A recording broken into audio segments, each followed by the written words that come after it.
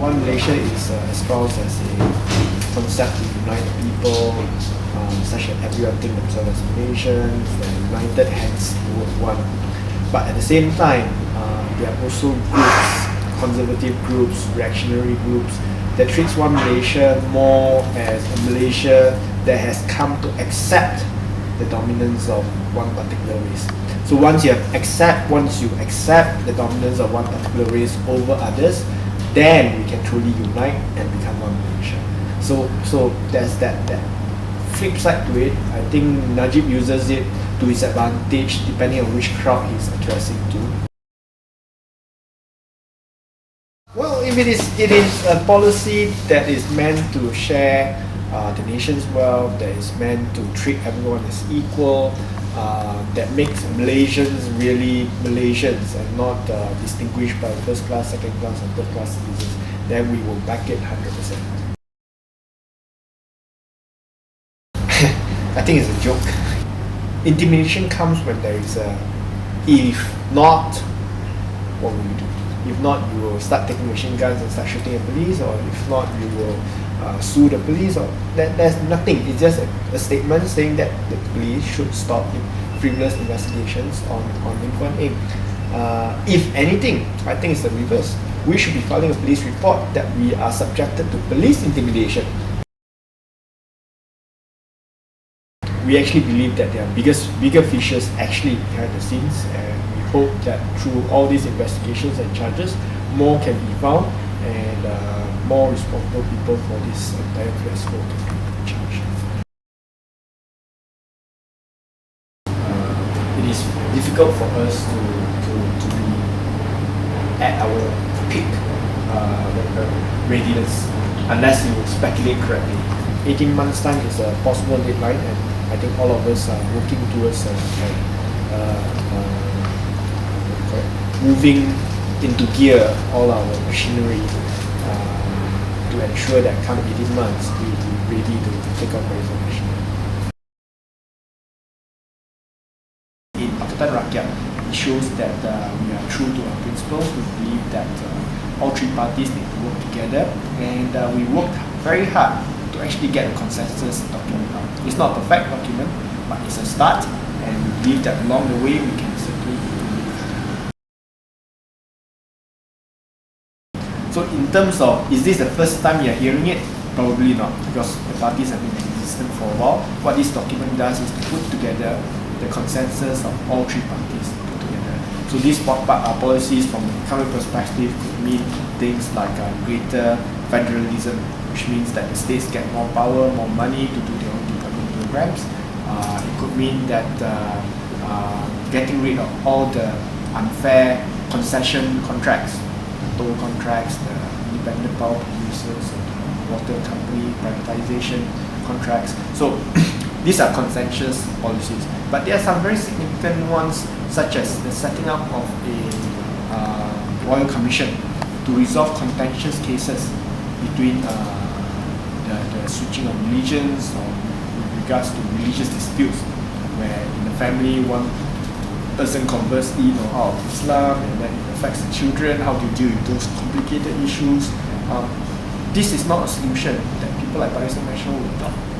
They would never agree to let a royal commission decide on issues relating to religion. Whereas in our case, we have clearly agreed that such a royal commission can be set up to resolve these issues, to ensure that the people do not suffer because of the laws of the land. We agree that it is a compromise. We fought for it during our negotiations to arrive at a consensus document. But that does not mean that we've given up on it. It certainly does not mean that because of the consensus that was arrived, we have completely given up on local government elections and that we will not pursue it further. I think it is important for us to know that this is a consensus document, a document that all three parties agree to. There are a lot of other differences that other parties have left out of the document. And that's the reason why it's called a consensus document. But that does not mean consensus cannot change over time. I think from the reports that we've seen, the speeches at convention, we are firm in wanting to pursue local government elections and making it a consensus point between all three parties. We also believe that the current laws makes it difficult to hold local government elections. We can hold informal local government elections, but even that has their controversies. Informal meaning legally not necessarily valid. Just do a straw poll of sorts of people. We can't do a formal legal local government elections for a simple reason that the laws doesn't allow for it. And I think even all the NGOs that conducted studies into it has considered that formal elections is not possible. The institutions of government controlling local elections are also not on our side. The SPR, for example, is under the control of the national government. So technically it's going to be very difficult. So hence there were suggestions to do informal elections, but even informal elections has been fraught with difficulty. So our position, for the party's position, is very much we need to get the federal government to change the laws to allow for local government elections, to get full support of the SPR, or we have to be in government ourselves to make sure that this law gets changed.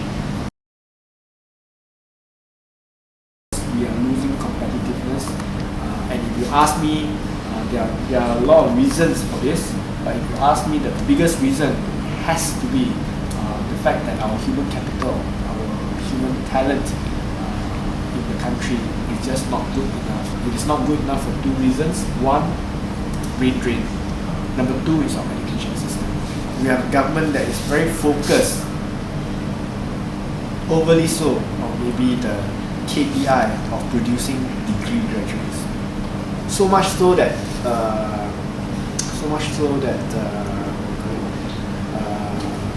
every college and university college that used to be a college and university college maybe 5 years ago are today universities and university colleges. That means they have been upgraded.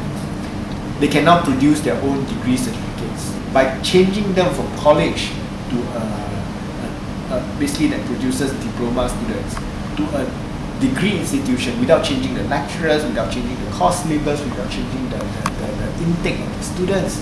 All you're doing is, previously these students would have only qualified for diplomas, now you're giving them a degree. So you've converted a diploma into a degree without real value add to their human capital. So what you're doing is you're creating weaker and poorer degree graduates in the country.